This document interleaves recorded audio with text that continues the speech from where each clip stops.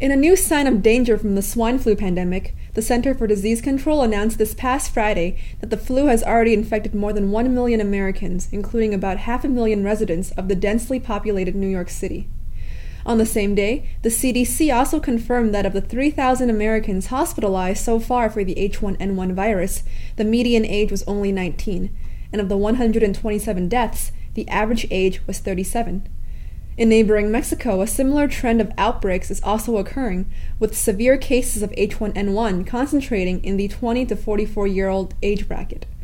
As opposed to the seasonal flu, which usually targets the elderly, the severity of swine flu infection among the young is a new warning, pointing to the 1918 pandemic, which may have killed up to 100 million people, most of which were between the ages of 18 and 32. During Lyndon LaRouche's June 27th webcast, he made the point that disease is systemic, that when you're looking at a disease from a political standpoint, from a standpoint of government policy, you're not looking at a disease in and of itself as the problem. Because you're looking at sanitation in the broadest sense, first of all, and you're looking at the fact that under various conditions, diseases spread and take on new forms. And the conditions of spread of disease is what we should be concerned about. And when you create the conditions for the spread of epidemic disease, or pandemic forms, when you create those conditions, then wherever the seeds of that destruction are found, they will spread.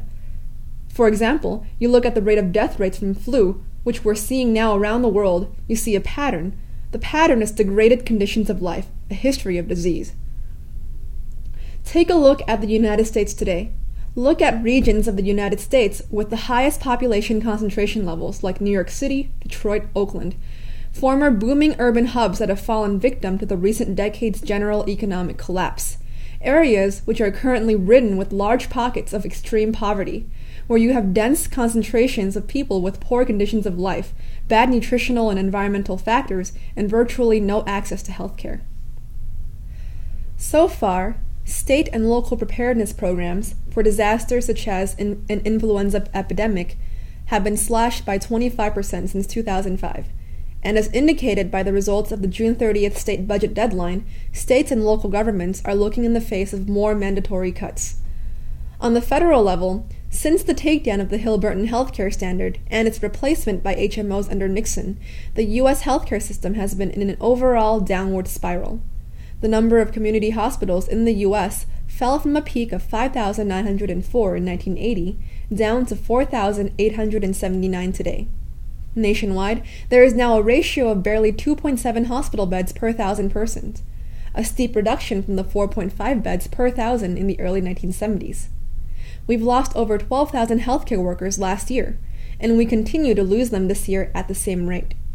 Emergency units have decreased by the double-digit percentage, while simultaneously millions more people have been seeking emergency room care. According to the U.S. Association of Public Laboratories, 80% of the labs they surveyed have cut back their operations since January of 2008. Basically, there is currently no federally backed crash virology R&D drive. And finally, regarding specific immediate medical equipment and care to be used on the front line in case of an explosive swine flu outbreak, there are repeated reports warning of a dangerous shortage of these vanguard biodefense infrastructure. There is an especial shortage of mechanical lung equipment, such as ventilators for breathing support. In the U.S., most community hospitals only have one bed with a breathing machine free at any given time. Quoting Dr. Michael Osterholm, director of the Center for Infectious Disease at the University of Minnesota, "We still have relatively few people in the population getting sick, but in fact, we're stretching medical resources, particularly in the pediatric community now.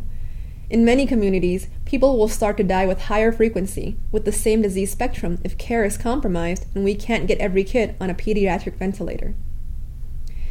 It's a scary scenario, but the solution is rather simple, and all competent specialists in this matter knows exactly what has to be done. We have to build the conditions of sanitation and healthcare which themselves allow the population to resist disease.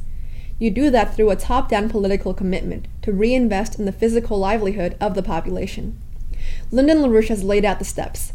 Put the system into bankruptcy receivership, and through cooperation with the rest of the four powers, erect measures to rebuild national economies. That's the only method of biodefense. Again, The real enemy here is not the virus per se. It's conditions that allow it. And if those conditions are condoned by a president who is driven by certain genocidal ideologues from Britain, as in our own Barack Obama, who is pushing legislation to determine lives unworthy of life and deliberately covering up the severity of the current pandemic, we have ourselves another case of mass murder.